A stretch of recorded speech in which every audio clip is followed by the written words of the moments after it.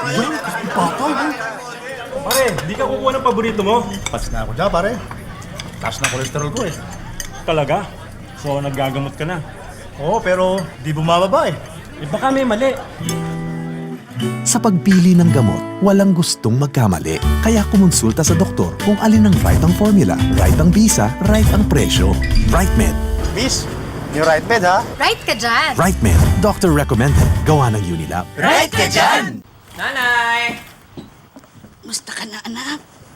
Di pa rin gumagaling yan, Nay? Niinom niyo po ba antibiotics niyo? Oo, pero hindi pa ako gumagaling eh. Baka may mali, Nay.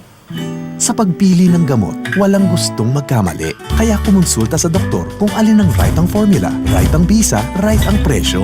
RightMed. Nay, ako na.